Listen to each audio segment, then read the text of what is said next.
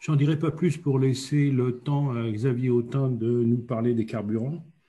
Donc, il est responsable de la division aviation générale RBP France et gestionnaire de grands comptes tels que Airbus et General Electric. Il gère un réseau de 15 agences RBP en France, où RBP est le fournisseur de carburants aéronautiques. Il est basé au siège de BP France, situé à Cergy-Pontoise. Alors, Xavier Autain a été sollicité pour participer comme conférencier à la journée aviation légère et environnement organisée en 2019 à Toussus-Noble par le groupe Île-de-France et la Fédération française d'aéronautique. Donc, c'est un habitué de nos conférences et je tiens à le remercier le plus sincèrement possible. Et je lui donne la parole. Bonsoir, merci beaucoup. Merci déjà de me laisser du temps pour parler, vous exposer un petit peu ce que l'on fait et ce qu'est le monde des pétroliers, notamment pour vous fournir le carburant dont vous avez besoin pour les avions. Et en fait, ce soir, ce que j'aurais souhaité faire, c'était partager avec vous comment on peut envisager d'intégrer les carburants avions dans un monde qui se doit être moins carboné. Voilà. Donc la présentation que je vais faire en fait n'est pas ce que je ne voudrais pas, c'est que même si vous allez voir beaucoup de BP, si vous allez voir les logos BP, si tout est basé à partir de ce que BP est en train de mettre en place, ce que je ne souhaite pas en tous les cas, c'est que vous perceviez une plaquette publicitaire. C'est pas du tout le sujet. Ce qui est intéressant dans le déroulé que je vais vous présenter, c'est de comprendre qu'en fait l'industrie pétrolière ou les fournisseurs d'énergie de manière plus générale sont en pleine mutation et se sont inscrits, alors avec des vitesses différentes en fonction des majors, dans un agenda qui doit permettre de pouvoir produire de manière plus responsable et en limitant les émissions de CO2, mais aussi en proposant des solutions aux utilisateurs que vous êtes, et que ce soit d'ailleurs aéronautique ou hors aéronautique. Et c'est vraiment ce phénomène-là que je souhaiterais partager avec vous, parce que cette transition, en fait, tous, autant que nous sommes, en tant que fournisseurs de pétrole, nous sommes obligés de faire. Et on le fait avec beaucoup de volonté et de passion en tous les cas. Donc, avant de commencer et d'arriver sur les thèmes de décarbonisation, on va refaire un petit peu d'histoire, si ça veut bien fonctionner. Ah. Alors, pourquoi Ah, voilà. Donc, un peu d'histoire. Donc, si on reprend un peu le monde de l'aéronautique, tout a démarré effectivement avec certains moteurs qui avaient besoin de carburant et notamment des essences pour tourner. Et le premier qui en a eu besoin, c'était l'avion qui était l'Antoinette Levasseur, qui avait été créé en 1906, qui était un moteur rotatif en étoile et de 7 cylindres. Très vite, on a réussi à avoir des motoristes tels que Renault et Hispano-Suiza qui se sont mis à créer deux nouvelles motorisations, donc les moteurs en V de chez Renault et les 12 cylindres de chez Hispano-Suiza, et ça c'était dans les années 20. Et il fallait de plus en plus de carburant, et notamment un carburant qui pouvait vraiment correspondre à ces moteurs-là. Et comment donc ces essences sont arrivées? Eh bien, c'est ni plus ni moins que Shell en 1907. Comme quoi, voilà, on peut être concurrent, mais on peut reconnaître aussi parfois le génie de certains. Donc, en octobre 1907, pardon, Shell a donc découvert une essence qui servait aussi bien à l'automobile qu'à l'aviation, mais dont la composition était, comme vous le voyez à l'écran, composée de 40% d'essence et 60% de résidus de brut, d'eau, de poussière, de bactéries, des huiles, des résidus organiques. Chose qui serait complètement impossible d'imaginer aujourd'hui, dans la mesure où, quand on délivre du carburant, les résidus, l'eau, les huiles et tout, enfin tout ce qui n'est pas essence en définitive, sont devenus la bête noire des pétroliers quand on vous distribue du carburant. Et donc on est sur du 99,9%, voire 100% de carburant, puisqu'on délivre avec des filtrations qui vont jusqu'à 5 microns quand vous êtes à la pompe. Donc, si on continue un peu l'histoire de tout cela, c'est que les différents procédés en fait de raffinage ont évolué dans le temps. Donc, en 1921, on a eu le craquage qui a été inventé par les Américains Charles Kettering et Thomas Boyd avec un indice d'octane qui était à 100, à une valeur de 100, chose que vous connaissez encore aujourd'hui, puisque l'avgaz que vous utilisez ou que certains utilisent pour leurs avions, c'est de l'avgaz 100 LL, et le 100, c'est bien l'indice d'octane qu'on y retrouve. Et dès 1926, on s'est aperçu qu'en ajoutant du plomb tétraéthyle, on augmentait l'indice d'octane. Et l'indice d'octane dans les moteurs avait toute sa fonctionnalité, et au plus on en avait, au mieux c'était, en tous les cas à l'époque, avec les vieux moteurs. Donc c'était quelque chose d'extrêmement important. Et donc en fait, cet indice d'octane, on s'est aperçu qu'il était modulable en fonction de l'ajout de plomb tétraéthyle. En 1929, donc, un nouveau procédé qui est le craquage catalytique d'Eugène Oudry, donc qui était un Français qui est né dans le Val d'Oise d'ailleurs, qui avait réussi à trouver un procédé permettant de produire des essences synthétiques qu'il avait proposé à la Société française des pétroles à l'époque, et pour lequel il avait reçu une fin de non-recevoir. S'est expatrié aux États-Unis et il a vendu son procédé parce que aux États-Unis on consommait encore plus d'essence qu'en Europe, et les indices d'octane étaient bien évidemment recherchés puisqu'il y avait une course à l'aviation à l'époque, et donc de monter de 100, de 130, de 145 permettait aux avions et aux moteurs d'être de plus en plus performants. Et donc ce monsieur a vendu ses brevets là-bas et il est resté pour toujours d'ailleurs aux États-Unis, il n'est jamais revenu, donc on a perdu cette compétence, mais en tous les cas, on peut avoir la fierté de dire que c'est un Français qui a permis aussi de pouvoir augmenter les indices d'octane avec la production d'essence synthétique. En 1931, excusez-moi, mais il y a une personne qui n'a pas coupé son micro. Merci de couper le micro. Ça arrive, ça arrive. On connaît tous ça maintenant avec le Covid. Donc en 1931, on a enfin eu une autorisation quand même pour utiliser le plomb, parce que le plomb tétraéthyle, c'était pas non plus quelque chose qui était très maîtrisé ni connu, donc il y avait des principes de précaution qui étaient pris à l'époque et qui interdisaient en fait l'utilisation de manière massive du plomb dans les carburants. Et une fois que l'intégration du plomb a été validée, et notamment dans les essences automobiles et avions à 97% d'octane, on a pu y mettre 1% de plomb à l'origine, et ça représentait 0,72 grammes par litre. Ça, c'est une valeur importante parce qu'aujourd'hui, quand on regarde, on a 0,28 grammes par litre. Et retenez bien ce chiffre parce qu'un peu plus tard, on verra un petit peu quelles sont les conséquences pour l'environnement aujourd'hui quand on parle de 0,28 grammes par litre. Il faut qu'on ait ça en tête pour savoir de quoi on parle quand on parle de relâcher du plomb avec l'aviation légère. Dans le cheminement de l'histoire, on s'est aperçu aussi que on arrivait avec un procédé de distillation fractionnée qui avait été trouvé par H.R. Ricardo, de pouvoir augmenter par l'incorporation d'éthylène une lubricité tout en faisant en retirant le soufre qui est à l'intérieur du carburant, puisque ce soufre assèche terriblement les soupapes, les joints, enfin tout ce qui compose un moteur. Et donc l'idée, c'était vraiment de pouvoir préserver cette lubricité et voire même de l'augmenter grâce à une opération d'éthylation. Donc ça, c'était vraiment important. C'était une phase quand même relativement importante pour la qualité des carburants, en tous les cas que l'on mettait dans les avions. Et une chose aussi qu'il faut noter, parce que aujourd'hui les choses ont un petit peu évolué. À l'époque, en fait, quand on recevait des barils de brut, on considérait qu'il y avait entre 5 et 20% d'essence qu'on pouvait extraire d'un baril de brut. Et ça, c'est vrai à partir du moment où vous avez des bruts très nobles, des bruts qui viennent par exemple du Moyen-Orient, qui sont des bruts, ce qu'on appelle des bruts légers, qui sont très riches et qui produisent des valeurs à haute valeur ajoutée, telles que les essences, des jets, tout ce qu'on peut, toutes les matières qui sont valorisantes.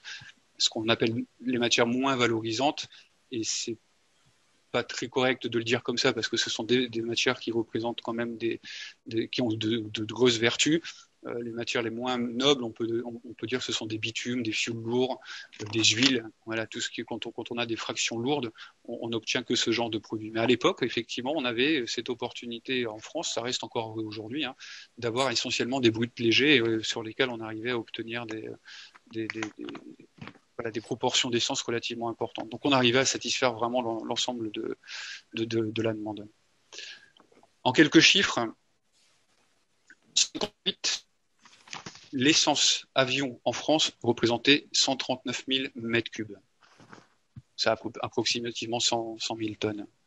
En 2018, vous voyez, hein, en 2018, on a chuté à 23 200 mètres cubes. Et on a encore baissé un petit peu en 2019. Donc 23 000 mètres cubes comparé à 139 000 mètres cubes, on a à peu près une vingtaine de pourcents, enfin, un peu moins, on a à peu près 17% de réduction des consommations.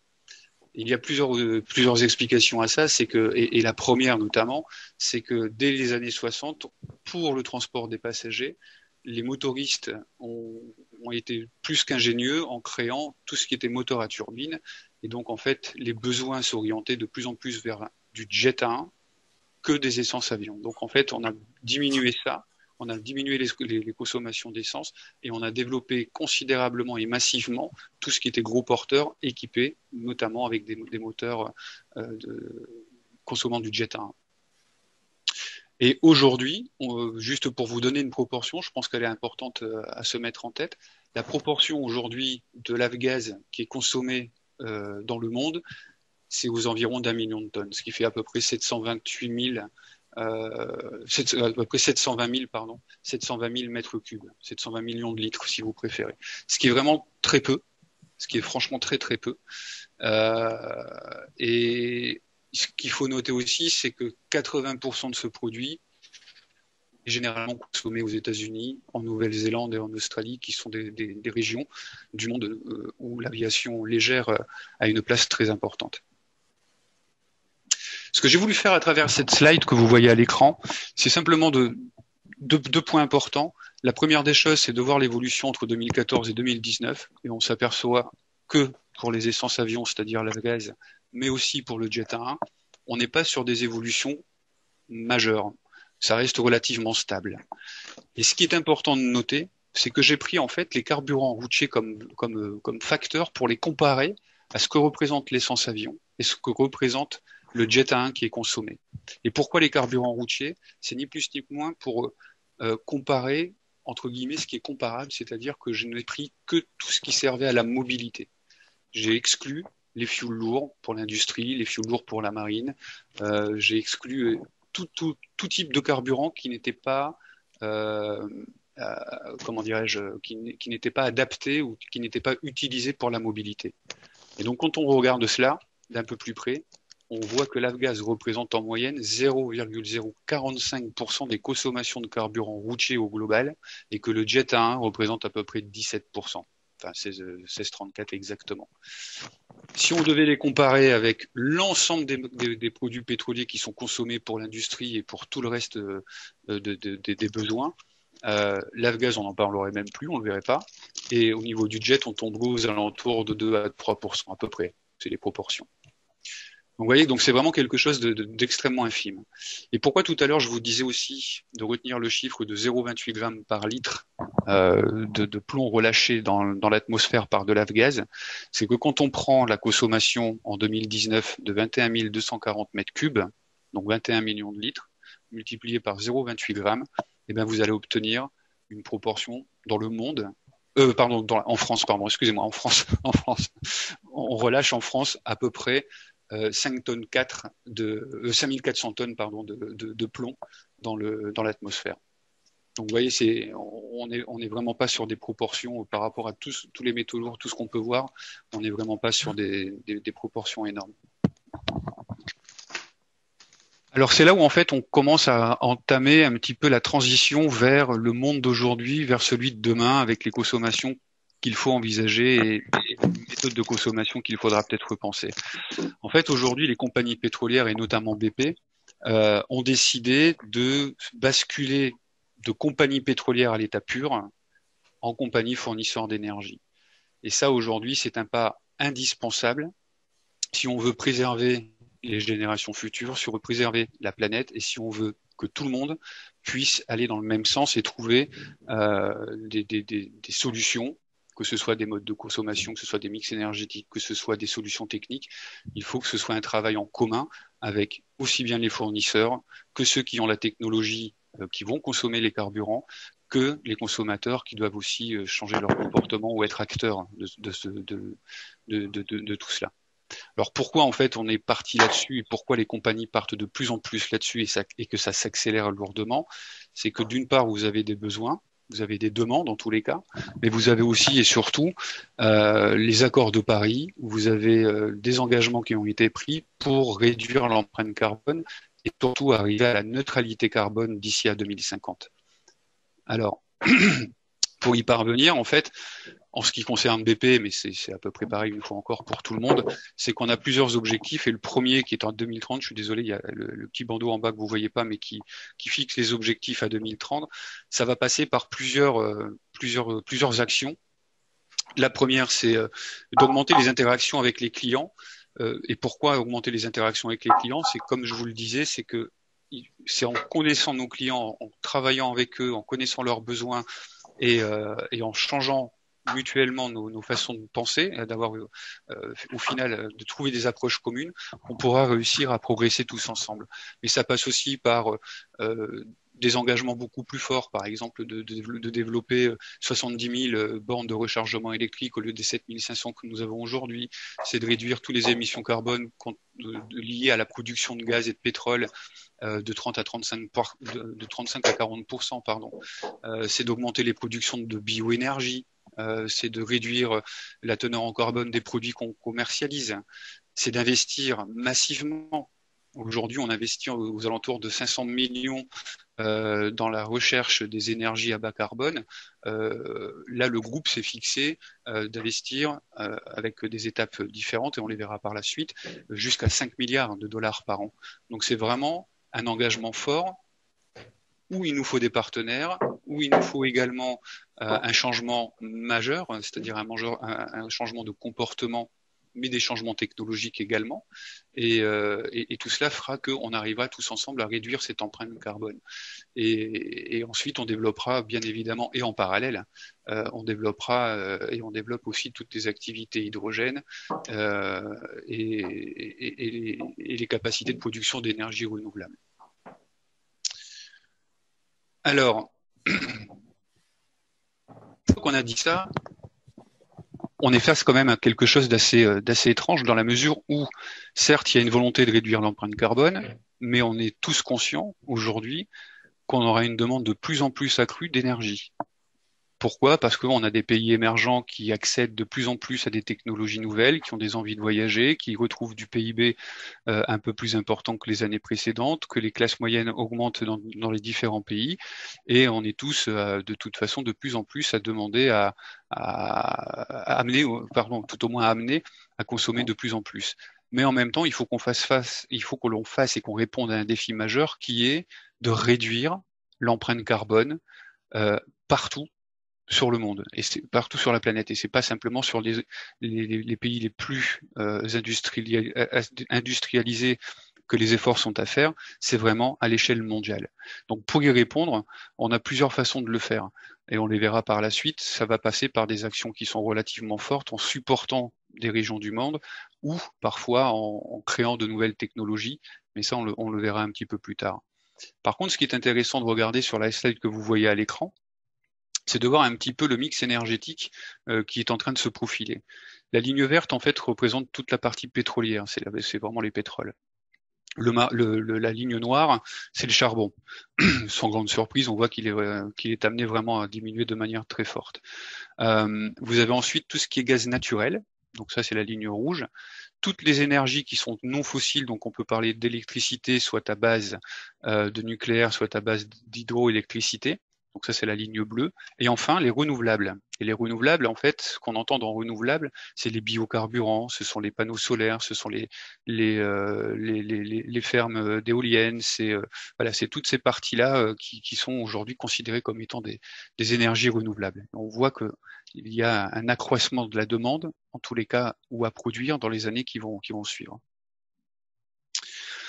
Quand on prend les perspectives de la demande de pétrole, on voit que on a 3 scénarios possibles. Les 3 scénarios, c'est la ligne verte. Donc ça, on ne change rien, c'est-à-dire qu'on continue à suivre le trend qu'on a aujourd'hui, c'est-à-dire que un peu d'électricité, un peu et même beaucoup de pétrole, un peu de renouvelable, etc.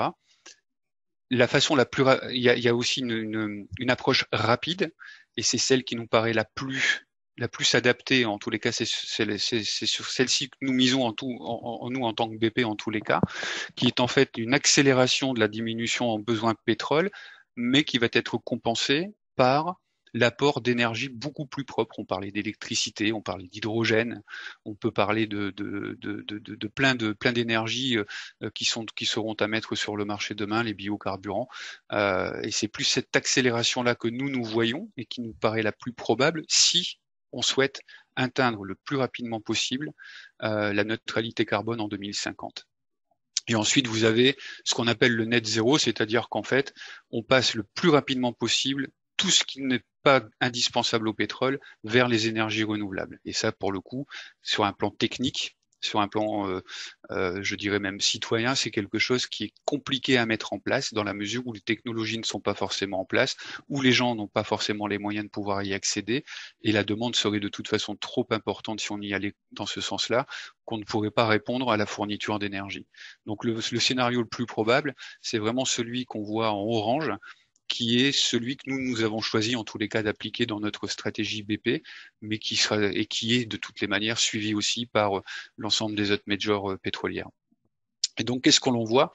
On voit sur le graphique de droite, dans les changements dans la demande de pétrole, c'est qu'on voit que pour tout ce qui est mobilité avec les voitures de particuliers, tout ce qui est automobile, on va dire, on voit que c'est là où on peut avoir la plus grande diminution, une grande partie de la diminution en tous les cas, puisqu'on peut partir sur de l'énergie hydrogène ou de l'énergie électrique. C'est un petit peu les grandes tendances que l'on voit aujourd'hui. Mais vous avez aussi les biocarburants qui ne sont pas à négliger.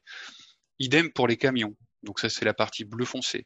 Tout ce qui est camions et bus, aujourd'hui, il faut déjà savoir que beaucoup de ces véhicules sont de plus en plus propres. Entre les stop and start, entre l'électrification, enfin l'hybridation, c'est plus même de l'hybridation, mais il faut même savoir que au niveau de la pollution émise par ces camions, enfin par les camions, même par les bus, avec les normes, les Euro 8, Euro 6, Euro 10, etc., les technologies de carburation de ces véhicules sont de plus en plus performantes et réduisent de plus en plus les consommations de carburant.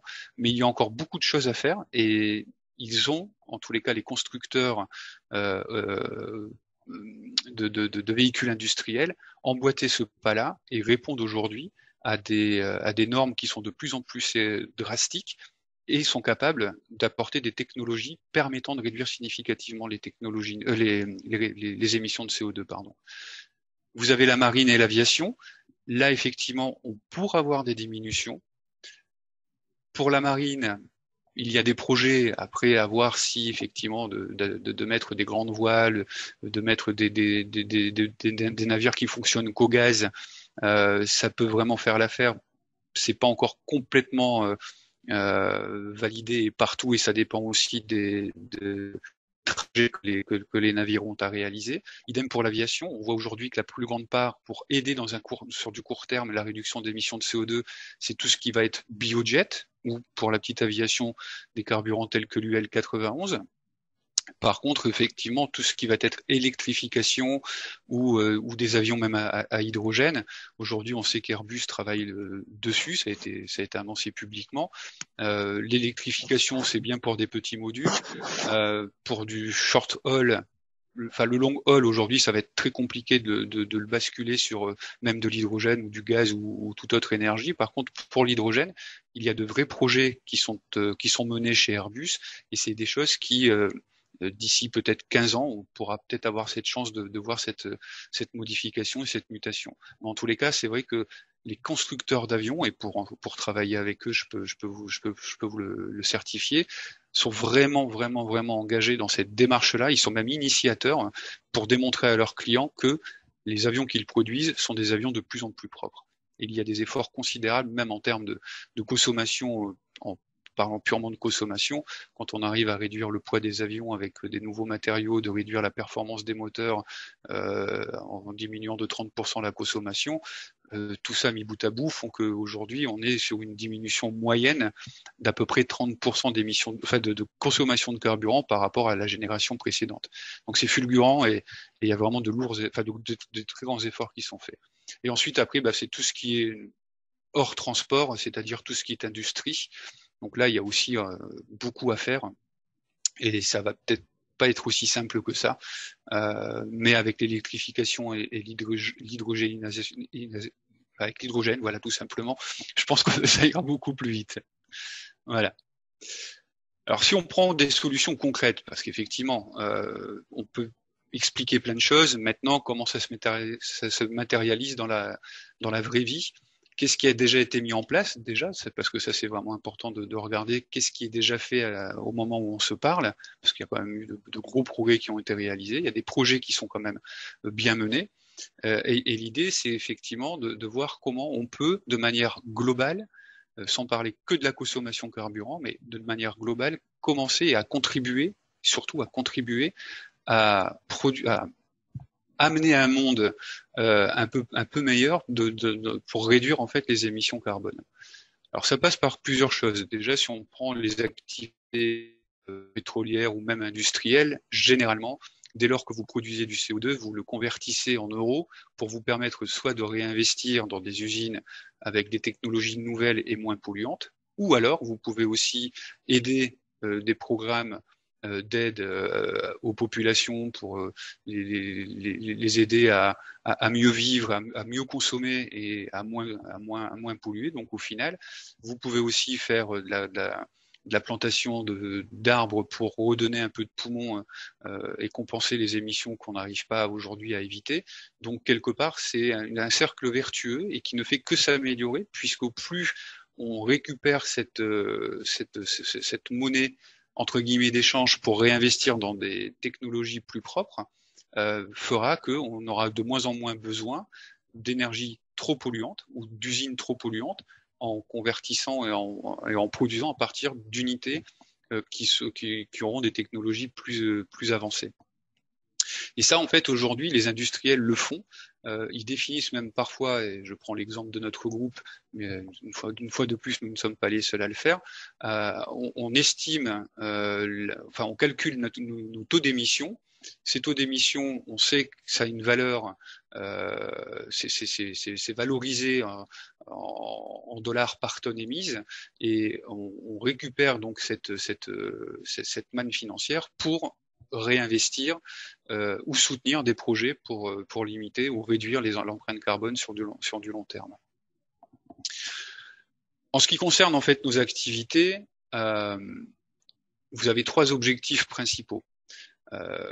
Les objectifs principaux sont déjà d'arriver sur, là je parle au niveau du groupe, je parle pas au niveau de l'aviation, je parle bien au niveau du groupe, c'est d'arriver à une neutralité de toutes nos opérations à 2050. Donc vous avez plusieurs phases pour y parvenir, avec des objectifs, avec un agenda qui est étalé entre maintenant et 2050.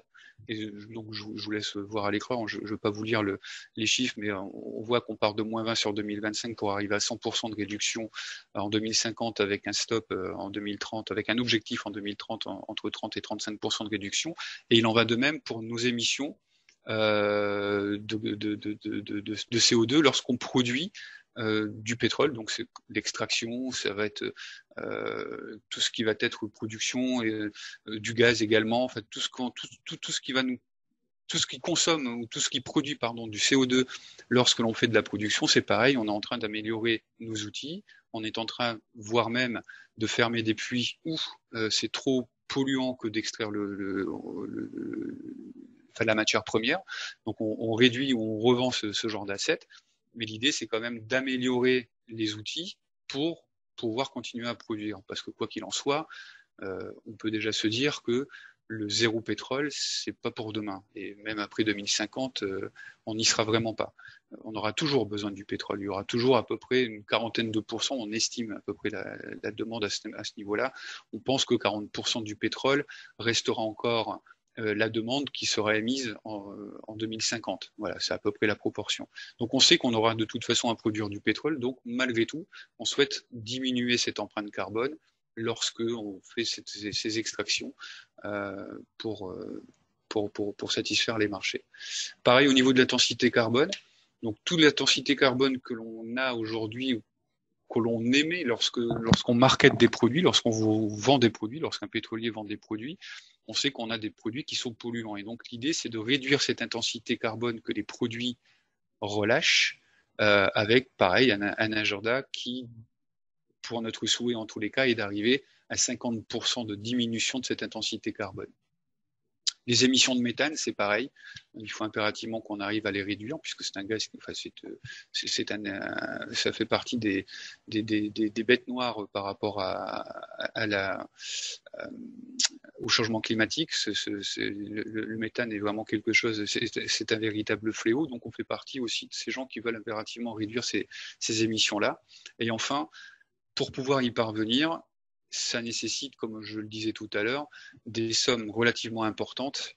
Et là, on ne peut pas attendre 2050 pour les investir. Vous voyez que dès 2025, c'est entre 3 et 4 milliards qui seront investis. Là, cette année, BP a déjà investi plus d'1 milliard aussi dans l'acquisition d'énergie, enfin, d'outils de production beaucoup plus propres. Et on estime que pour 2030, on sera aux alentours de 5 milliards d'investissements pour pouvoir justement financer des projets permettant de produire beaucoup plus propre et d'apporter aussi des carburants ou tout au moins des énergies moins polluantes. Alors, nous, on continuera cependant à avoir des émissions qu'on n'arrivera pas à compenser ou à réduire. Il y aura toujours une part de pollution qui restera. Et pour ça, en fait, on n'a pas attendu d'être à 2050 pour voir quel sera le nombre, ou quelles seront les énergies, ou quelles seront les activités qui continueront à émettre des polluants. On sait qu'il y en aura toujours. Par contre, on a déjà commencé à travailler sur comment compenser en fait ces émissions dès aujourd'hui. Donc, considérer celles que l'on relâche aujourd'hui, tout en allant jusqu'en 2050 et au-delà. Et aujourd'hui, en fait, on a un programme qui s'appelle le BP Target Neutral qui permet tout simplement d'avancer d'avancer dans le support de projets pour améliorer les compensations au carbone et améliorer un petit peu le monde dans lequel on vit, mais en même temps de pouvoir compenser ce qu'on ne peut pas encore vraiment neutraliser. Et donc ça se matérialise comment ? Ça se matérialise par différents projets.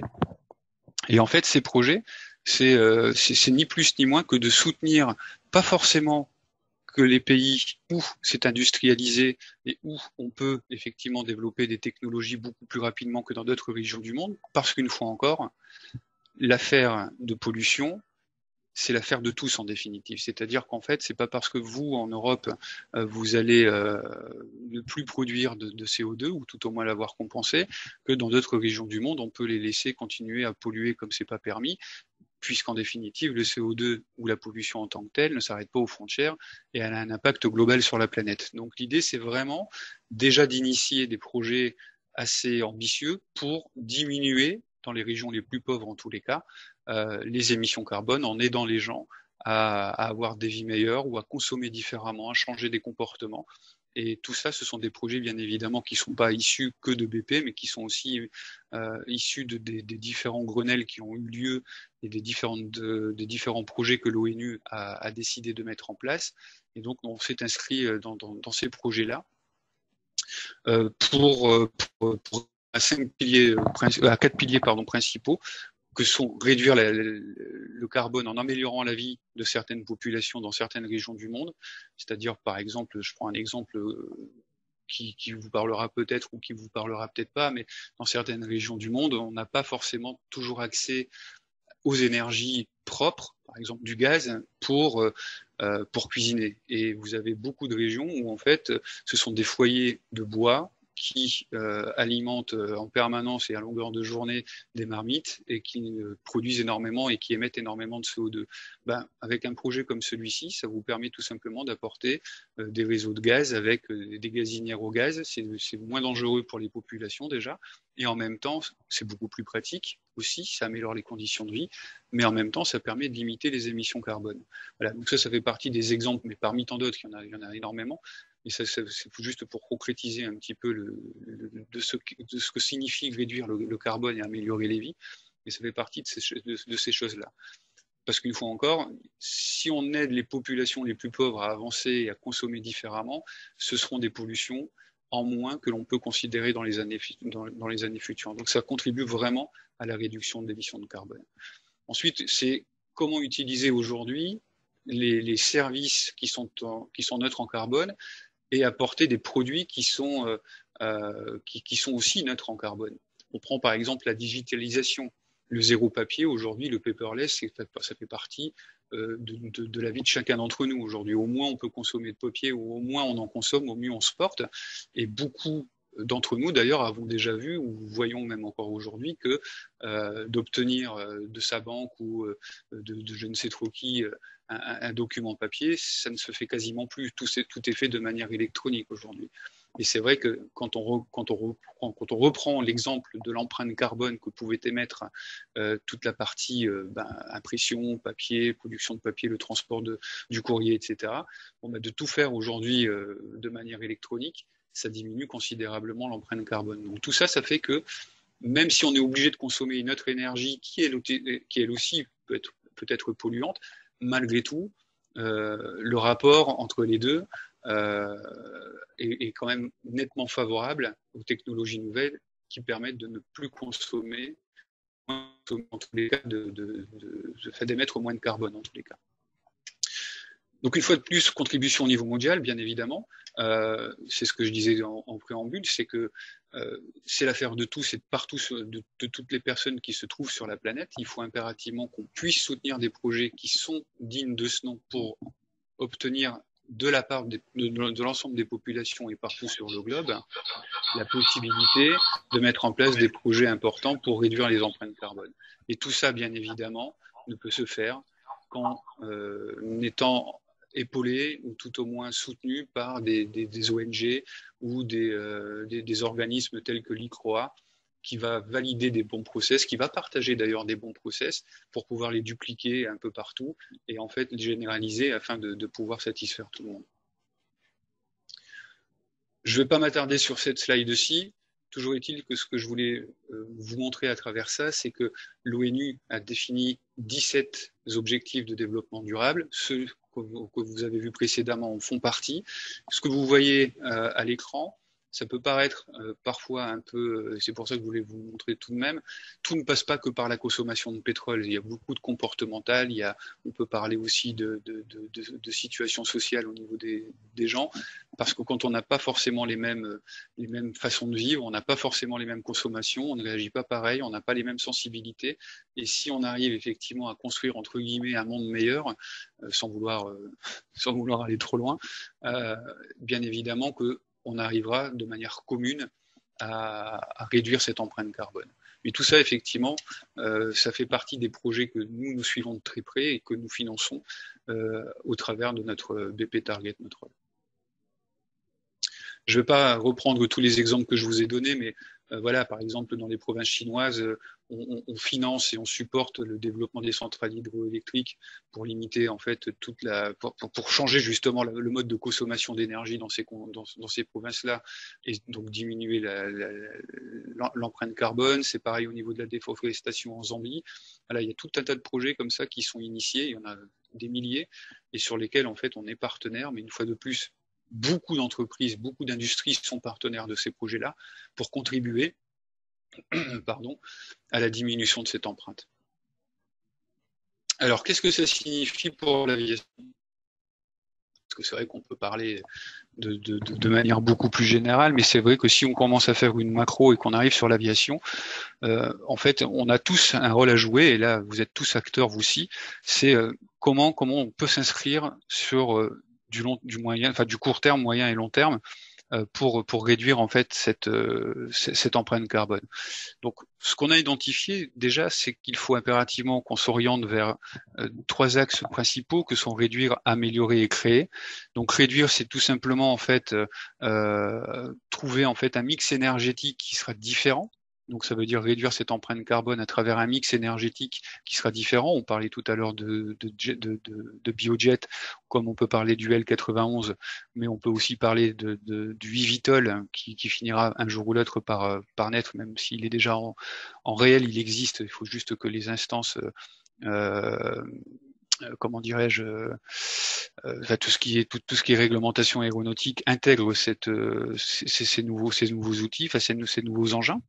En tous les cas, les technologies existent, donc on a de l'électrification, peut-être de l'hydrogène demain, des biocarburants, ça c'est sûr. Donc voilà, donc c'est ce mix énergétique qui va nous permettre, en tant qu'acteurs, nous en tant que producteurs et vous en tant que consommateurs, à déjà réduire cette empreinte carbone.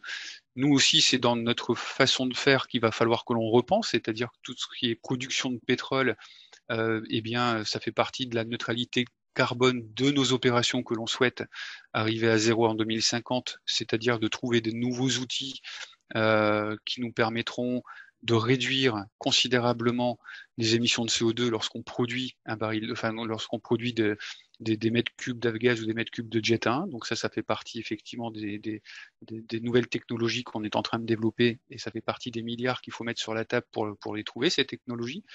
C'est réduire l'empreinte carbone aussi par le transport des produits et de ce qu'on y trouve dedans. Donc c'est diminuer de 15%, comme je vous le disais tout à l'heure, les émissions polluantes des produits que nous commercialisons. Et puis en même temps, il y a ce fameux défi qui continue à être vrai, qui est de continuer à fournir un marché en pleine croissance, puisqu'on sait avant Covid, en tous les cas, qu'on imaginait une courbe qui, à l'horizon 2040, si je ne fais pas d'erreur, laissait à penser qu'on aurait un doublement du parc aéronautique, puisqu'on aurait, on aurait presque un doublement des passagers prêts comment dirais-je, à découvrir le monde. Donc, il y aurait un énorme besoin en carburant de jet 1 dans les années qui suivent. Donc là, ça s'est un petit peu ralenti avec la crise Covid, mais on peut qu'imaginer qu'une fois que tout ça sera un vieux souvenir, que ça reviendra, que la demande reviendra assez rapidement. Donc il y aura de toute façon à produire de plus en plus de produits. Donc c'est là aussi où les énergies nouvelles auront tout leur rôle à jouer. Sans rentrer dans le détail de cette slide, ce qui est important de noter, c'est que toutes les compagnies pétrolières, en tous les cas celles qui fournissent du carburant aviation, doivent atteindre cette fameuse neutralité carbone dans les opérations d'ici à 2050. Et les opérations, c'est ce qu'on peut appeler aussi bien de la production, mais aussi dans la livraison des carburants auprès des avions. Donc ça, tout le monde est engagé là-dessus, et ça, c'est indispensable. Ça fait partie de la contribution qu'on a impérativement à amener et surtout à démontrer. Donc c'est vraiment notre contribution, elle va se situer aussi sur la réduction des émissions dans nos opérations. Pour ce qui nous concerne, ça fait 10 ans qu'on est engagé là-dessus. Et il faut noter que sur les 230, sur un réseau de plus de 800 aéroports à travers le monde, il y en a 230 sur lesquels on est en neutralité carbone. Et BP en France, en tous les cas, est neutre en carbone sur ces opérations. Voilà. Alors c'est pas neutre en carbone en n'y mettant que des véhicules électriques pour aller avitailler les appareils, c'est aussi par de la compensation. Là, je ne vais pas rentrer dans le détail une fois de plus parce que c'est par des technologies. Voilà, on parle d'éco-conduite auprès de nos conducteurs, auprès de nos avitailleurs, avec des véhicules stop and start, des camions hybrides.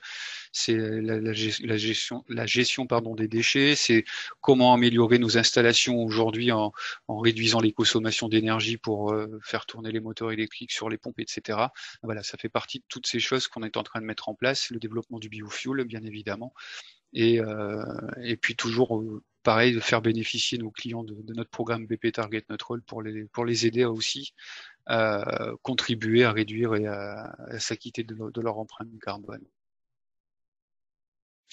Quand on parle de réduction, en fait, quand vous prenez le bas de la slide, vous voyez bien qu'en fait, on parle de tout un tas de choses. On parle aussi bien de la façon dont on va gérer nos déchets, comment on va apporter des produits qui sont nouveaux, tels que donc de l'avgaz liquide, donc c'est ni plus ni moins que l'UL91, c'est les biojets, c'est les véhicules aussi. On est sur un grand tournant puisqu'en fait on avait depuis peu en fait on a cette possibilité d'accéder à une technologie qui avait été mise à l'épreuve depuis plus d'1 an, qui est l'hybridation des véhicules avitailleurs. Donc j'en parlerai un petit peu plus tard, mais en tous les cas, ça permet vraiment de réduire significativement l'empreinte carbone quand on délivre du carburant auprès des avions.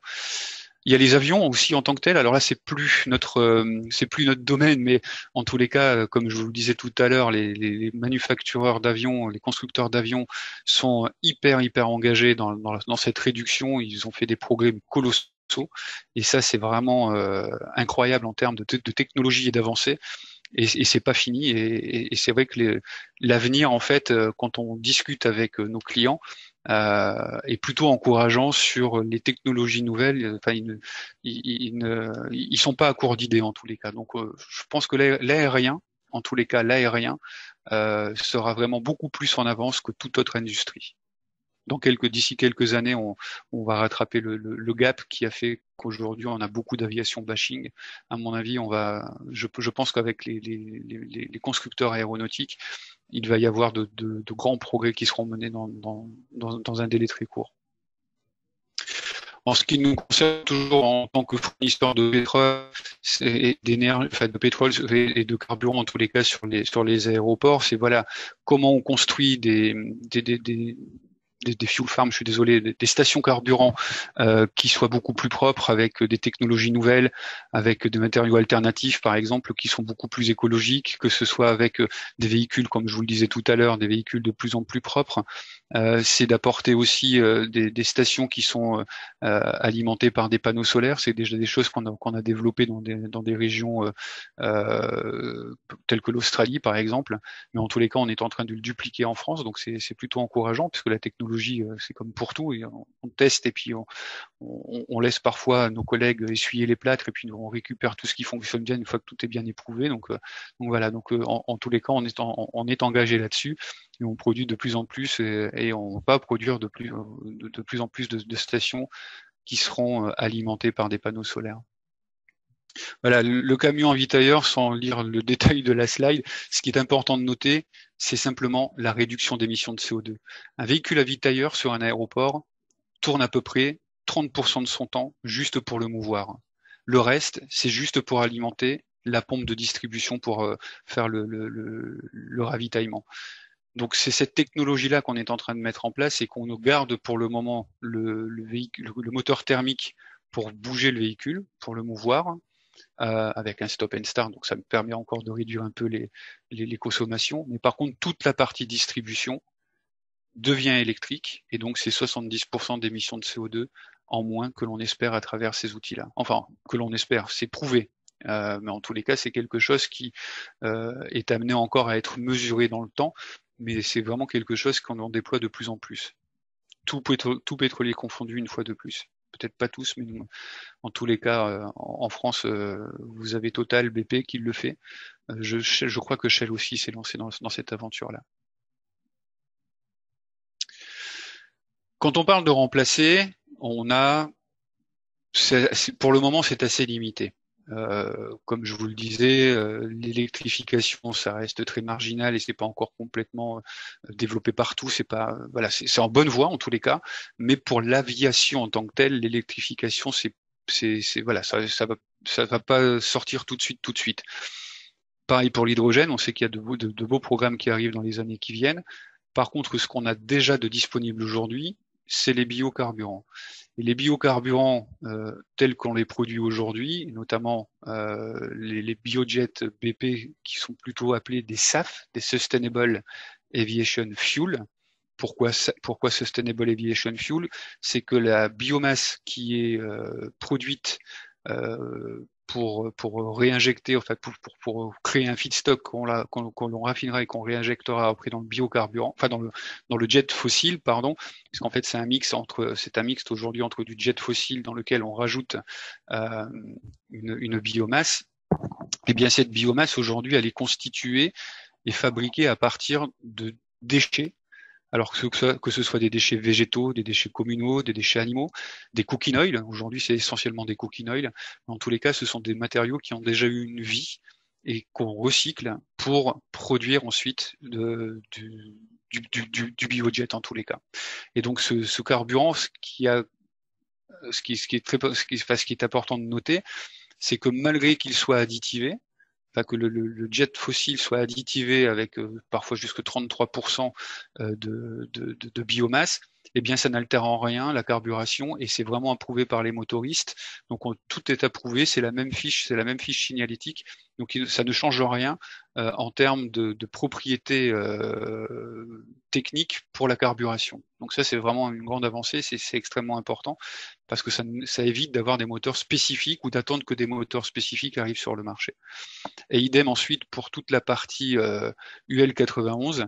Donc là, ce sont des avancées que nous avons développées, enfin, des pétroliers en tous les cas en Europe et notamment des pétroliers français, pour ne pas le citer, Total, qui avait développé en fait cette partie UL91. Nous, on l'avait commencé, c'était un UL94 qu'on avait développé avec Hispano-Suiza en Amérique du Sud. En Europe, c'est l'UL91 qui est arrivé sur le marché. Et c'est un produit vraiment dédié aéronautique. C'est ni plus ni moins que l'alternative, telle que c'est noté à l'écran d'ailleurs, du SP98.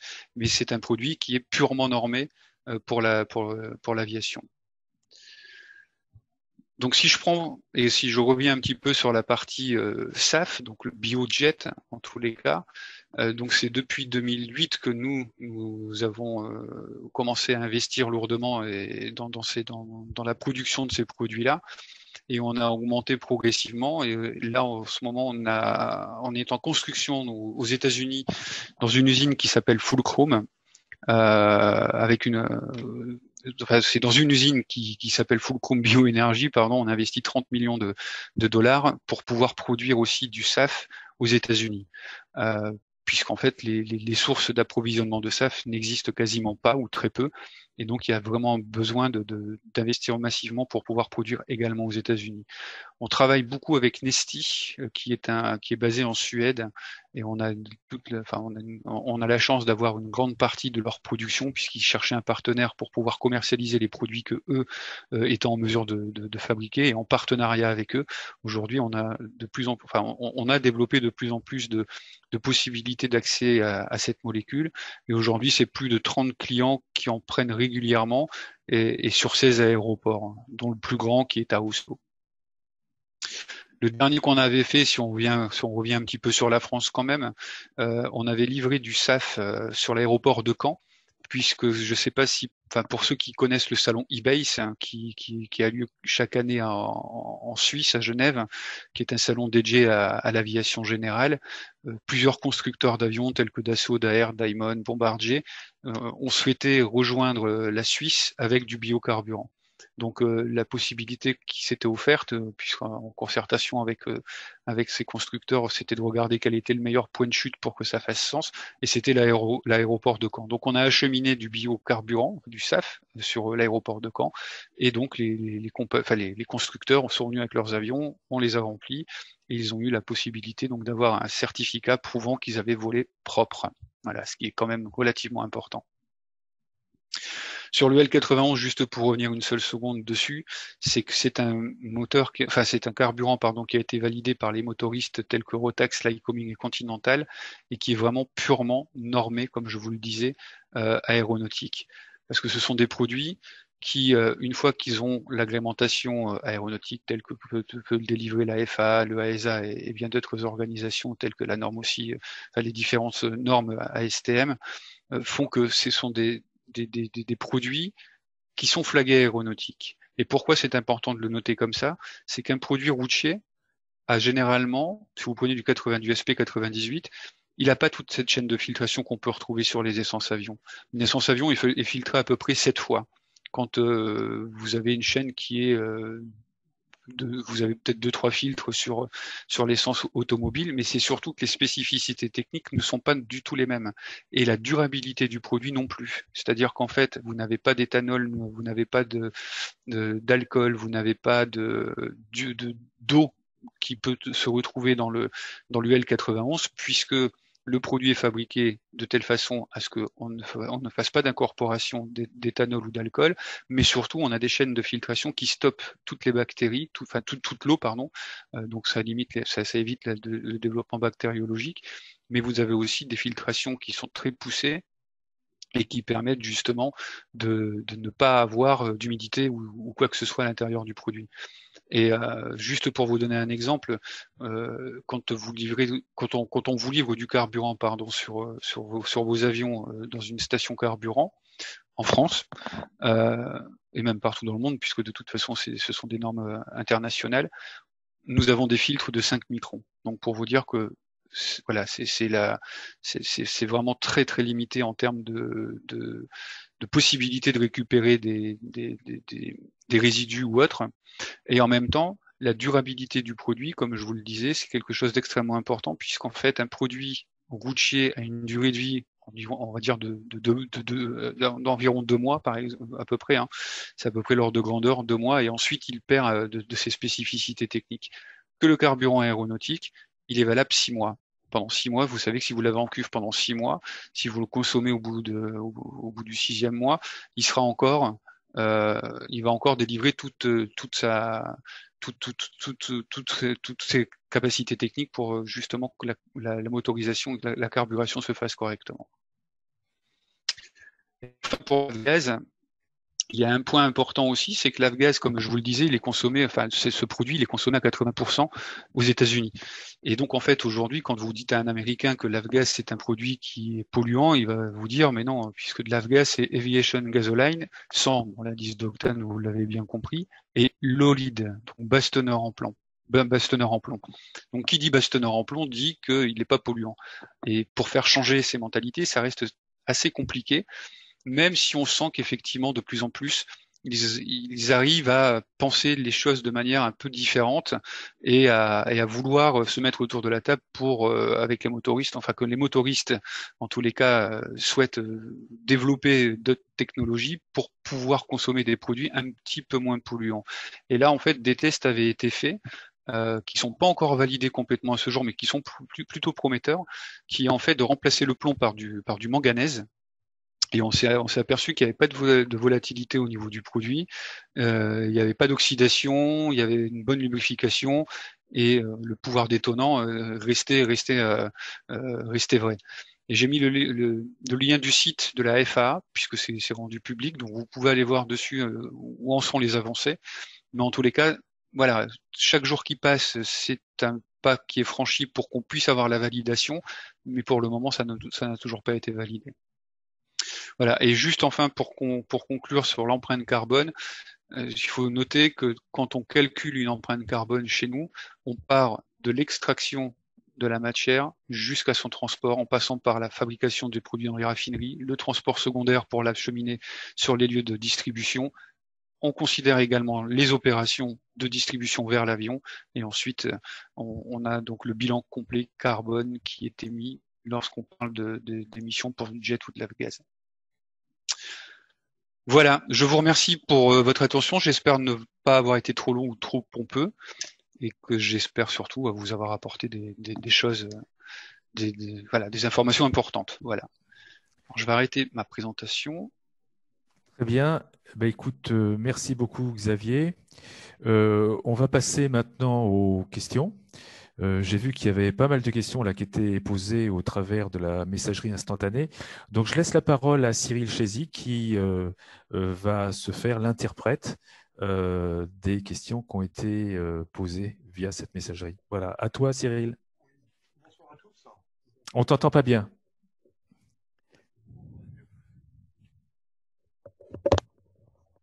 C'est mieux. Ah, c'est mieux là. Oui, c'est bon. Excusez-moi. Bonsoir à tous. Donc oui, on va commencer par des questions sur la 100 LL. La première question, c'était quid de la pérennité de la 100 LL? Quel est le travail qui est effectué avec les fabricants des moteurs d'avion, que ce soit Lycoming et Continental, pour utiliser des carburants auto ou bio? Alors effectivement, dans votre présentation, on a vu que il y allait avoir de l'avgas sans plomb. J'ai vu également du L91.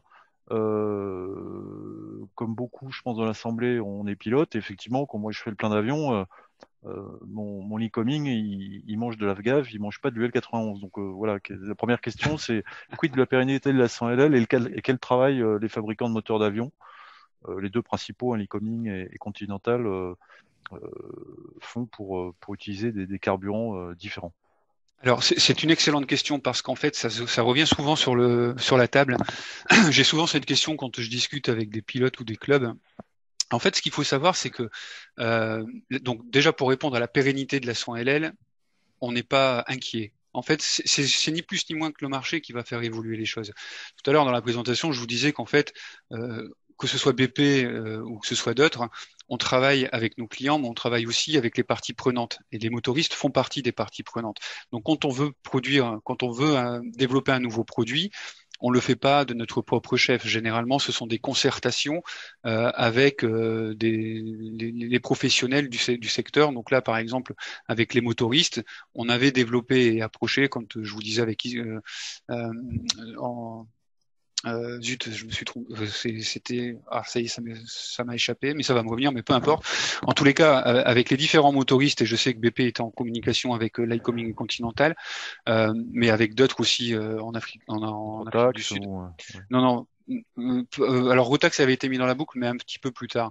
Mais toujours est-il que ce qui avait été ce qui avait été discuté à l'époque, c'était de voir comment on pouvait améliorer les émissions de CO2 en apportant un produit qui soit plus noble. Et donc tout avait été fait autour de la partie réduction, donc en faisant un produit qui était considéré sans plomb, enfin qui aurait pu être fait sans plomb. Et en fait, les motoristes étaient partie prenante là-dedans, ils étaient très intéressés pour que ça puisse arriver. Et Rotax en premier lieu, d'ailleurs, c'est vrai que Rotax avait été aussi très intéressé pour éviter, entre guillemets, de marginaliser ses consommateurs, ses clients, à devoir stocker du SP98 de manière sauvage dans leur hangar. La problématique, en fait, à laquelle on a fait face avec tout ça, c'est que ce produit est arrivé de manière un peu prématurée, parce que comme vous l'avez vu, c'est 80% des consommations qui sont faites aux États-Unis, et aux États-Unis, comme ce marché est porté par les Américains essentiellement, les motoristes tels que Lycoming Continental et d'autres n'ont pas vraiment vu l'intérêt de développer de nouveaux moteurs pour consommer des produits plus nobles qui n'étaient pas demandés outre-Atlantique. Donc, ce qui fait que ce produit a malgré tout été créé, il est arrivé sur le marché. La problématique, c'est que les avions qu'on a aujourd'hui, pour certains d'entre eux, on peut, sur une modification de moteur Continental ou Lycoming, mettre un kit qui permettra de consommer de l'UL 91, mais il faut aussi que la cellule soit compatible. Parce que pour stocker de l'UL 91 dans des ailes d'avion ou pour l'acheminer avec les tubulures jusque le moteur, comme le produit est plus sec, ça peut avoir des conséquences sur les joints, sur la structure, enfin sur les parties internes de l'avion. Donc c'est là où en fait il y a eu tout un recensement qui avait été fait entre compatibilité moteur Continental ou Lycoming pouvant consommer de l'UL avec une petite modification et que la cellule elle aussi soit compatible. Et là en fait il y avait la possibilité de basculer. Donc ça, c'était déjà un premier point. Ensuite, les moteurs Lycoming Continental, tous ne sont pas éligibles à consommer de l'UL 91 parce qu'ils ont besoin justement de cet indice d'octane à 100, ils ont besoin de ce plomb parce que c'est un lubrifiant, donc ils ont vraiment besoin pour que le moteur soit performant.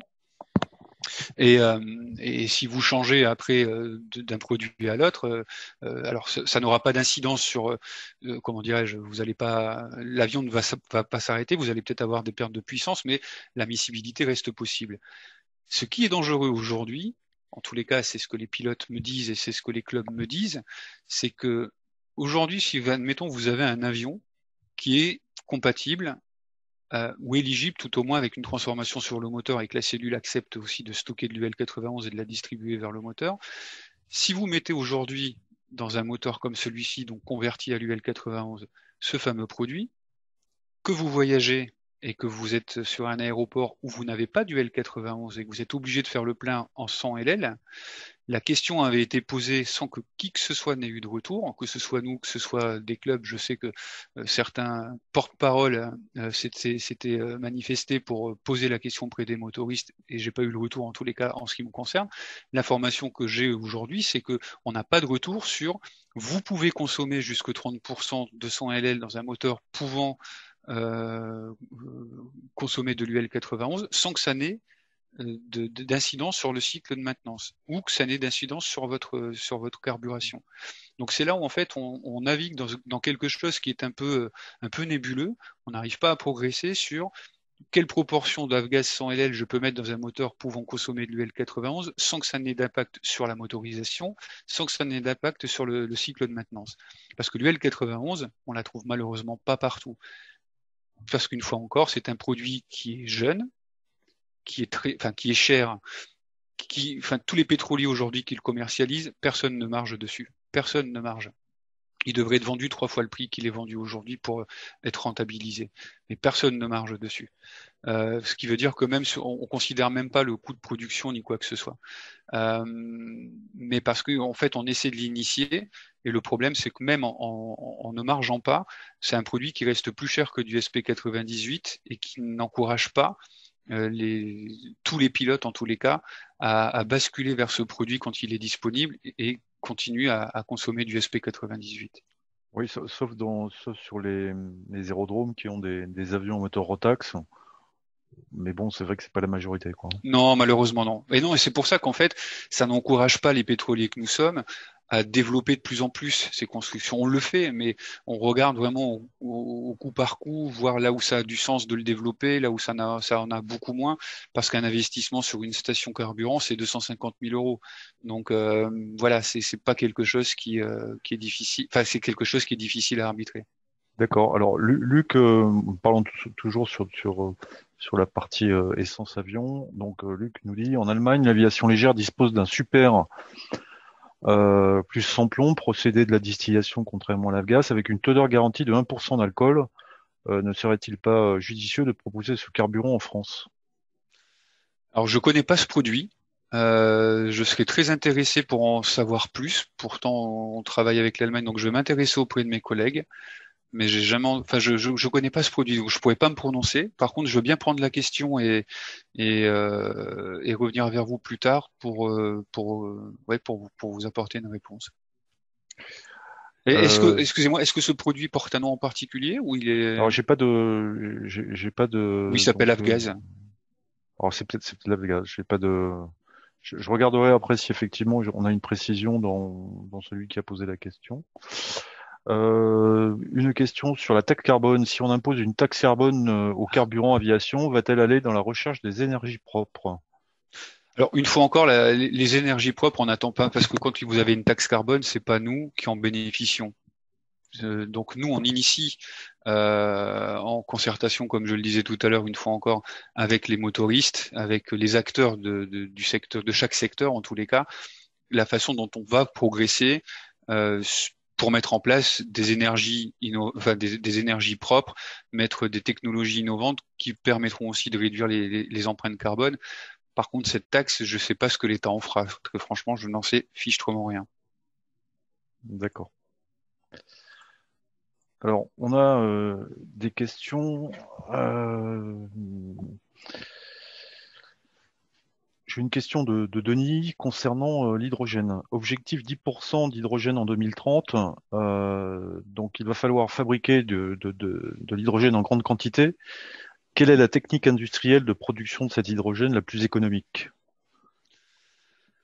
Alors, je pense que là, en termes d'économie, on n'est pas, on raisonne pas aujourd'hui sur un plan économique, puisqu'une fois encore, on est dans les prémices, on est dans la recherche d'amélioration des technologies, et on sait qu'une fois encore, c'est pas maintenant qu'on fera des économies. L'économie, elle viendra quand ce sera produit à grande échelle, où on arrivera à lisser les coûts fixes et permettre de pouvoir réduire le coût de production. Donc en fait, c'est plus une volonté d'investir massivement dans des nouvelles technologies, des hydrocrackers ou toute autre technologie permettant de pouvoir améliorer les productions, aller chercher de nouvelles fractions et pouvoir permettre justement de pouvoir sortir des produits de plus en plus nobles pour alimenter aussi la demande marché, mais c'est pas sous l'angle économique qu'on aborde les choses en tous les cas. D'accord. Alors, dans la même question, sur l'objectif 10%, Denis demandait également quelle est la technique de production la plus verte, donc avec un minimum d'impact CO2. Je sais pas vous répondre. Très franchement, je n'ai pas la réponse. J'ai vu quelque chose passer, je vous cache pas, mais vous donner la technologie en tant que telle, je ne la connais pas. Mais par contre, pareil, c'est que alors technologie. Et puis, pour terminer sur cette même question, quel est le meilleur compromis coût-fabrication par rapport au coût de CO2? Hydrogène. Excusez-moi, vous m'avez dit? Et puis, dernière question concernant cette partie hydrogène, quel est le meilleur compromis coût-fabrication par rapport au coût, le coût en CO2 dégagé? Alors, j'ai peur de ne pas avoir saisi la question en définitive. Le coût de la fabrication de cet hydrogène. Donc, on reste sur... ouais, d'accord. Hein, le coût de fabrication de cet hydrogène par rapport au coût qui va être dégagé en CO2, quoi. D'accord. Alors une fois encore, je pense que une fois encore, je pense pas qu'on est aujourd'hui dans la recherche, alors qu'on soit dans la recherche d'optimisation des investissements et d'apporter des produits, comment dirais-je, de manière qui soit compétitif. Bien évidemment que c'est ce qu'on va rechercher à faire. Il faut que ce soit attractif pour tout le monde, que ce soit pour le fabricant, que ce soit pour le consommateur. Mais une fois de plus, aujourd'hui, on a des technologies qui existent, mais dont j'irai chercher les noms exacts pour pouvoir répondre précisément. Mais en tous les cas, l'angle d'attaque aujourd'hui n'est pas forcément de chercher la technologie qui va permettre, entre le coût de fabrication par rapport au coût de CO2, de pouvoir réduire, quel sera le meilleur compromis. Ça va pas forcément être une question de ratio coût par rapport à ce que ça va produire en termes de réduction d'émissions de CO2 demain. Si on prend un exemple concret, si on parle de l'hydrogène pour les années qui viennent, aujourd'hui on va investir massivement dans des nouvelles technologies. Je sais que sur Lingen on est en train de le faire pour le coup, et c'est là où ça m'intéresse d'aller chercher. Enfin, je sais où aller chercher l'information en tous les cas pour vous répondre. C'est un outil ça coûte excessivement cher. C'est des centaines de millions qui vont être investis dans cette raffinerie. Or, le coût d'émission de CO2 aujourd'hui, en fonction de l'industrie dans laquelle vous opérez, ça peut être entre 3 et 25 dollars à la tonne de CO2 émise. Ça, c'est le coût d'aujourd'hui. En 2030, on sait que ce sera aux alentours de 100 dollars la tonne. Donc en 2040, on ne sait pas combien ce sera, encore moins en 2050. Donc en fait, on sait que de toute façon, en termes de coût de CO2 émis, les coûts, la taxe ne fera qu'augmenter. Donc l'idée, c'est au-delà d'éviter cette taxe, parce que bien évidemment qu'il y a la recherche pour l'éviter, mais c'est pas vraiment le premier angle d'attaque en tous les cas. L'angle d'attaque, c'est vraiment d'aller dans cet agenda vert et de répondre à la demande de demain. Parce que de toute façon, même nos clients, s'ils ont du mal à franchir le cap, à un moment donné, il va falloir qu'ils acceptent de changer leur comportement. Et en fait, il faut qu'on leur apporte ces produits qui seront moins polluants que ce qu'ils ne le sont aujourd'hui. D'accord. Une question sur les biocarburants, il y en a beaucoup. Hein. Un biocarburant produit à partir de déchets peut-il vraiment être considéré comme un carburant renouvelable? Surtout, bah oui, plus que jamais. En fait, quand vous prenez un carburant qui est fait à partir de renouvelables, ce sont des matières qui ont déjà eu une vie. Donc on fabrique pas du renouvelable, on fabrique pas une biomasse si vous préférez. C'est pas comme si on produisait, je sais pas moi, on a tous entendu de l'huile de palme ou des champs de canne à sucre ou du tournesol. Voilà, on ne produit pas au détriment de populations, on ne produit pas en émettant énormément de CO2 des matières nous permettant de pouvoir constituer des biomasses. Là, ces biomasses, en fait, elles sont constituées à partir de déchets, donc de choses qui ont déjà eu une vie. Donc plutôt que d'être perdus, on les recycle. J'ai une question assez sympathique. On entend que la vente de voitures thermiques sera interdite d'ici 2040. Peut-on espérer avoir encore de l'essence avion lorsque le marché de l'essence auto aura disparu? Bien sûr que oui, je pense que, en fait, c'est toujours pareil, c'est une question de mix énergétique dont on parlait tout à l'heure, c'est que vous avez le lobbying ou le fantasme qui veut que les gens basculent que sur d'électrique ou qu'on arrête d'avoir des carburants ou voilà, des émissions polluantes qui arrivent. Aujourd'hui, et ça peut-être que d'ici 2040 on va nous le dire, une voiture électrique pollue plus qu'une voiture thermique. Le bilan écologique, Oui. il est catastrophique. Donc peut-être qu'un jour on nous le dira réellement. Si on nous le dit pas, on continuera de toute façon on continuera à avoir des véhicules thermiques. On aura de toute façon besoin de ces carburants-là. Et puis, il y a une question également sur le coût. Alors, la transformation chimique pour passer de la biomasse à un carburant rendra ce dernier beaucoup plus cher que le kérosène fossile. Euh, comment effectivement vous allez, quel est l'équilibre va-t-on avoir entre ce kérosène fabriqué à partir d'éléments fossiles et puis cette biomasse qui aujourd'hui coûte plus cher? Alors, en fait, si vous voulez, c'est un petit peu la poule et l'œuf, hein. C'est l'histoire de la poule et l'œuf. C'est-à-dire qu'en fait, ce carburant reste très marginal encore aujourd'hui. Les quantités qui sont vendues sont pas, elles représentent vraiment une partie vraiment infime.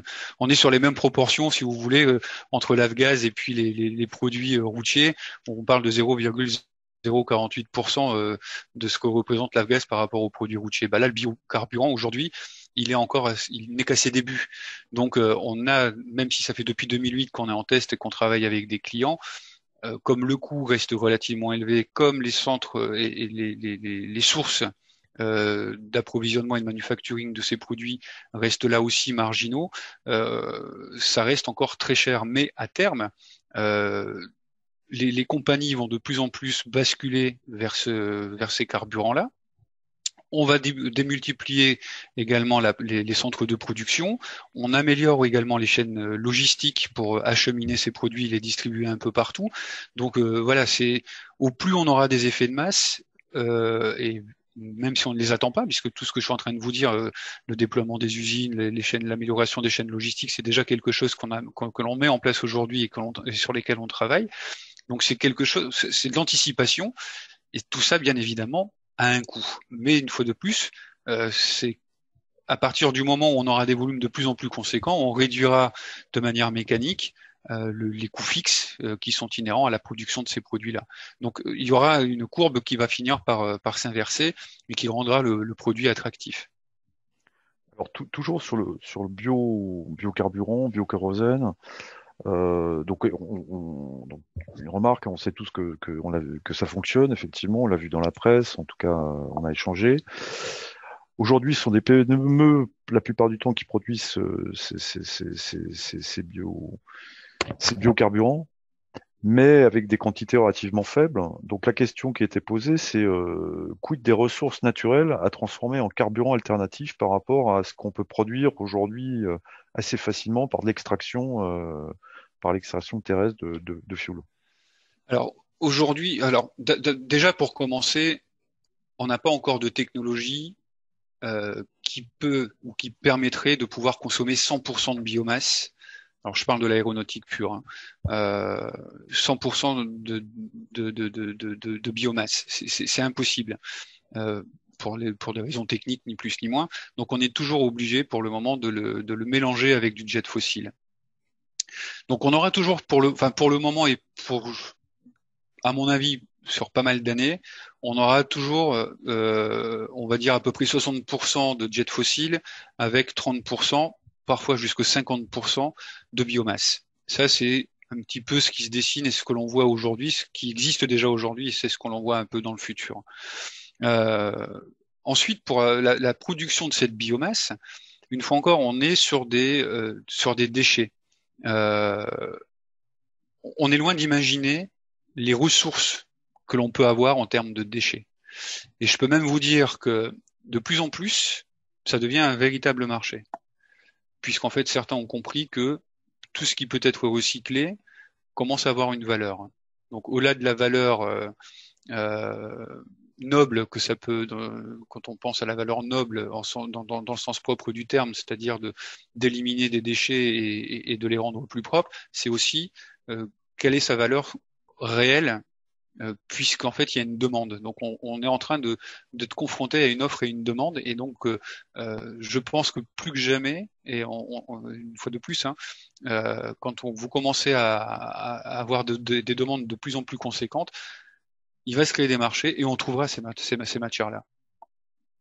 sais pas si ça répond vraiment à la question, mais en tous les Oui, cas, tout à fait, oui. Je pense voilà, que c'est tout à fait c'est dans l'esprit, oui, effectivement. Et puis j'avais une question, on avait une question on revient sur les moteurs d'avion. Donc la question était la suivante de Jean-Michel. Si je veux acheter aujourd'hui un avion léger d'occasion équipé en Lycoming ou Continental, puis sans crainte choisir un appareil turbo-compressé ou même un appareil utilisant un moteur à taux de compression élevé, ou dois-je absolument fuir ces motorisations et me limiter à un Lycoming ou Continental basse compression? ah, alors là, si je peux me permettre, je vais botter en touche. Je vais pas, je vais pas me, j'ai pas envie de me fâcher avec les motoristes ou avec les constructeurs d'avions. Enfin, je pense que ce monsieur ou cette dame, je sais pas qui a posé la question, pourra toujours se rapprocher des personnes qui ont franchi le pas pour voir si l'expérience a été concluante. D'accord. Alors moi, je suis en train de faire un tour. J'ai pas de... Je crois qu'on a fait le tour des questions. Ah, s'il y avait une question sur votre compagnie. Euh, Donc BP, British Petroleum. Pour marquer le 1er horizon 2030, BP va-t-il faire évoluer son nom? Euh, pour le moment, c'est quelque chose qui est en projet puisqu'on est dans la pleine, on est dans ce qu'on appelle le reinventing BP. Et justement, comme on est en train de basculer d'une énergie, d'une compagnie fournisseur de pétrole et une compagnie internationale fournisseur de pétrole en une compagnie fournisseur d'énergie, il n'est pas impossible qu'effectivement le nom change ou que le logo change. Pour BP, ça a été British Petroleum. Auparavant, c'était la British and Persian Petroleum. Ensuite, ça a été, alors c'était British and Persian Petroleum. Ensuite, ça a été la British Petroleum. Ensuite, ça a été Beyond Petroleum, Beyond Petrol, pardon. Et donc voilà. Donc ça, le BP aujourd'hui, enfin pendant des années, allez, on va dire les 60 décennies, il y a eu plusieurs significations. Donc peut-être que demain, ça voudra dire encore autre chose. Moi, personnellement, j'ai fait le tour des questions. Je regarde s'il y en a d'autres. Alors, Jean-Michel, suite à sa question, donc il s'agissait de mesurer le risque de ne pas avoir de carburant adapté pour un avion d'occasion déjà construit. Donc, vous avez confirmé, je pense que vous avez confirmé tout à l'heure, puisque la question était posée indirectement, que la 100 LL va pas disparaître. Donc, je pense que Ah c'était ça. non, Voilà. non, la 100 LL, non, elle est pas prête de disparaître. Enfin, Alors, je veux pas préjuger de l'avenir, mais je pense que. puisqu'il y a, alors moi, je rebondis parce que vous savez que dans le cadre là de des émissions de CO2, il y a une commission, enfin en tout cas il y a des réunions, je crois à peu près de 150 Français. Donc il y a eu une réunion, je crois, avec Emmanuel Macron hier. Je sais plus trop comment ça s'appelle. Et je crois que dans leur rapport, il y a effectivement l'aviation légère, qui beaucoup dans cette assemblée considèrent que c'est pas une activité très importante et veulent surtaxer le prix de l'Afgas. Alors, est-ce que vous avez Bah écoutez, c'est un une bonne retour question. là-dessus? Alors, c'est une excellente question parce que c'est vrai que ça fait un moment que j'en entends parler, même au travers de l'UAF, de l'Union des aéroports français, on en avait discuté. Et c'est vrai que c'était un projet de loi. Ce projet de loi devait se mettre en application à partir du 1er janvier 2021. Et comme j'établis également les prix pour le territoire français à la fin de chaque mois pour le mois qui suit, je me suis rapproché de nos fiscalistes pas plus tard que en ce début de semaine pour savoir s'ils avaient eu des nouvelles par rapport à cette taxation. Il n'y a rien. Pour le moment, il n'y a rien qui a été communiqué. Ça ne veut pas dire qu'il y aura rien, parce que je sais qu'en Allemagne, ils l'ont mise en application. Elle rentre en application au 1er janvier et elle est de l'ordre de 6,50 € quelque chose au mètre cube. Moi, j'avais entendu que c'était à peu près 20 centimes par litre en plus. Ah non, c'est énorme, ça fait 200 € du mètre cube. Aujourd'hui, il faut savoir que la TICPE que vous payez sur le carburant, c'est 359 € du mètre cube. Donc 36 centimes à peu près au litre, hors TVA, j'entends. D'accord. Et pour rebondir sur la question qui nous avait été posée tout à l'heure, savoir si la taxe carbone, parce que la TICPE c'est une taxe carbone quelque part, servirait à améliorer l'apport de carburant plus propre ou de nouvelles technologies. Je vous dis, ça fait des années que c'est en application, on n'a jamais perçu quoi que ce soit pour nous aider à avancer, et je pense pas que les motoristes ont perçu quoi que ce soit pour améliorer leur moteur non plus. J'avais encore une question là sur. Alors, par contre, c'est de Gérard qu'on a entendu tout à l'heure. Pourquoi la traction du camion avitailleur est thermique et non électrique? Parce qu'en fait, toute cette technologie, alors on est sur des véhicules avitailleurs, donc ce sont des technologies qui sont assez sensibles, c'est-à-dire qu'en fait, on évolue dans des milieux explosifs. Donc, de basculer un moteur, un camion pour distribuer du carburant sur un aéroport où vous avez pas mal de vapeur, nécessite ce qu'on appelle de mettre en place des éléments ATEX, anti-explosifs. Et ça coûte une fortune. Et c'est pas encore développé. On est en test sur ce genre de véhicule en Australie, pour ne rien vous cacher. La technologie est pas mal avancée. Il y a encore quelques points à soulever. Et ensuite, il faut qu'on voit avec la réglementation, parce que c'est toujours pareil, ce qui est développé et validé en Australie ne le sera peut-être pas dans tous les pays d'Europe. Donc pour le coup, c'est quelque chose malgré tout qui est mis à l'étude, qui est en phase de test d'ailleurs sur, comme je vous le disais, sur l'Australie. Mais c'est vrai que le moteur thermique en lui-même, sur un camion, il faut qu'il soit ATEX, donc c'est extrêmement coûteux et on n'a pas encore cette technologie qui existe en France. Alors, on avait une question plus générale. Il y a Christine de Bouzé qui disait en Angleterre, ils ont pris des mesures drastiques pour interdire les moteurs thermiques très bientôt sur les avions. Moi, j'ai envie de vous poser une question plus générale. Est-ce que, bon, même si la France est le pays le plus important au niveau des pilotes privés, est-ce que vous pouvez nous faire un retour rapide sur ce qui se passe en Angleterre, alors aux États-Unis, vous en avez parlé, mais en Angleterre, en Allemagne, en Italie, etc., sur cette essence avion et quel est le rapport des pilotes ont-ils avec aujourd'hui ces différents essences avions qui pourraient arriver? Alors, il faut déjà vous rassurer sur le fait que même si la France est le pays dans lequel vous avez le plus de pilotes et en tant que Français, on est peut-être aussi un pays qui est un petit peu parfois revendicatif et qui parle fort, on reste les plus respectueux par rapport à l'environnement et même en termes d'avions, que ce soit par rapport au bruit, que ce soit par rapport aux produits qu'on peut développer. Il faut savoir que dans les autres pays d'Europe, hormis les Suédois et les Norvégiens, ce sont les seuls qui ont basculé vers des carburants plus propres, c'est-à-dire l'UL 91. En Angleterre, ils veulent pas en entendre parler. En Allemagne, ça ne part pas non plus. En Suisse, en Pologne, dans tous les pays européens, même l'Europe du Sud, ça ne démarre pas. Ça ne prend pas parce que c'est un produit qui est plus cher que du SP98, comme on le disait tout à l'heure. Et en fonction des taxations, parce que ça aussi, c'est pas la même chose dans tous les pays, les taxations sont encore plus dissuasives sur ces carburants aéronautiques plutôt que des carburants routiers. Mais il n'y a pas de... Voilà, dans les autres pays, les gens sont exactement dans la même situation qu'on peut voir en France en tous les cas par rapport à la réglementation ou par rapport au comportement vis-à-vis des nouveaux carburants qu'on peut avoir sur le marché. Je ne sais pas si ça répond à la question que vous aviez ou si c'était... Tout à fait. Et moi, vous en avez parlé tout à l'heure sur les moteurs avions qu'on connaît, hein, Continental, Lycoming et puis Rotax pour la grosse partie. D'après ce qu'on comprend, c'est qu'il n'y a pas c'est le marché qui va faire changer ces motoristes parce qu'il n'y a pas une volonté franche de faire un aménagement C'est ça.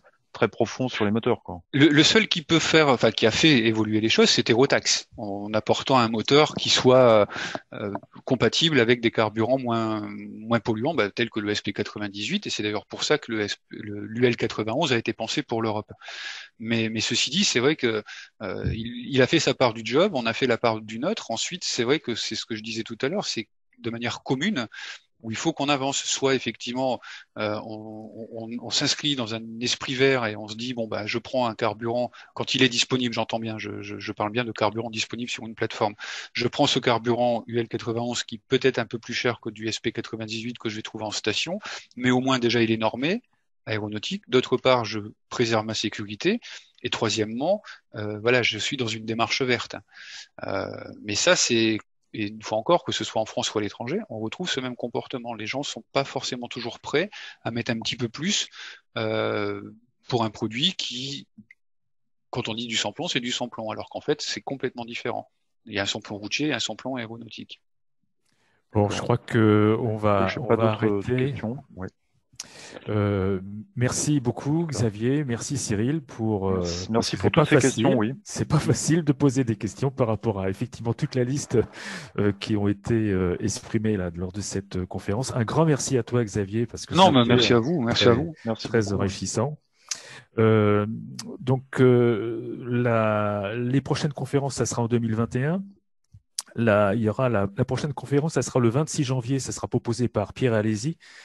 Il parlera de la genèse et du développement du réacteur CFM56. Alors, les gens qui font de l'aviation commerciale sauront de quoi on parle. Pierre Alési est l'ancien directeur technique de la STECMA et puis c'est lui qui a conduit, en tant que directeur de projet, la mise en place de ce CFM56. Et puis, le 9 février, ça sera une conférence sur le lancement aéroporté de petits satellites.